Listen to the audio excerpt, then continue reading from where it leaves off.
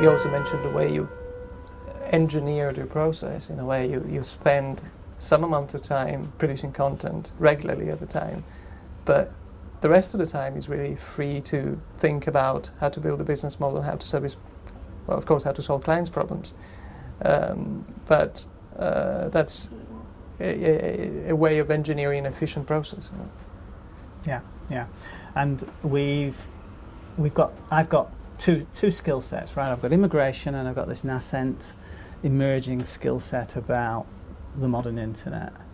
And the big lesson that I've learned really in the last couple of years, it's about the audience. If you've got the audience, then essentially you can do anything with them. Now the audience for Hong Kong immigration is by implication very small. It's a valuable audience, but it's very small. The stuff that we're doing today, for example, and some other talks and materials that we've been developing in sort of a documentary format, I'm turning into, in a sense, a marketing vehicle for the Hong Kong Visa Centre. That is by bringing what we're doing in the Hong Kong Visa Centre to the attention of the world, if you will. But more importantly, I think the lessons that we're imparting by telling that story is an opportunity for people to learn, and that then creates a wider audience. I think the audience for the storytelling aspect of the business is much bigger.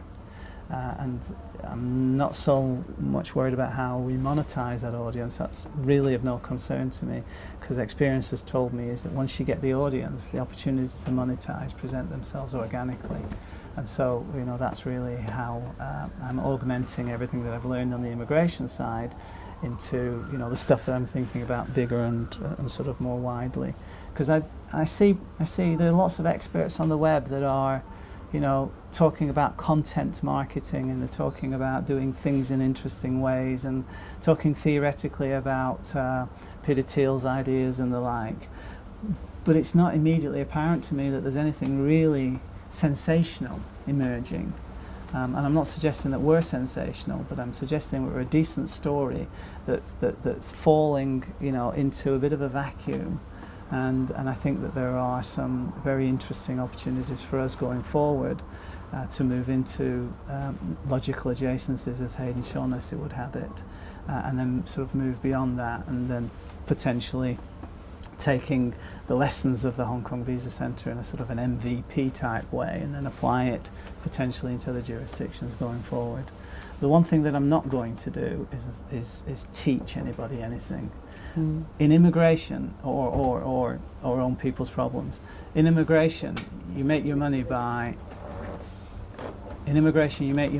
solving people's problems, owning their problems.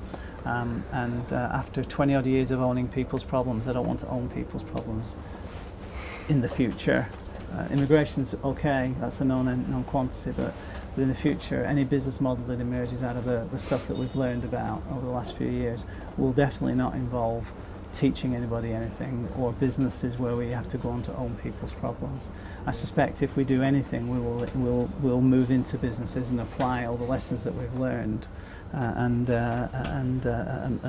seek to emulate what we've done in the Hong Kong Visa Centre into those niches.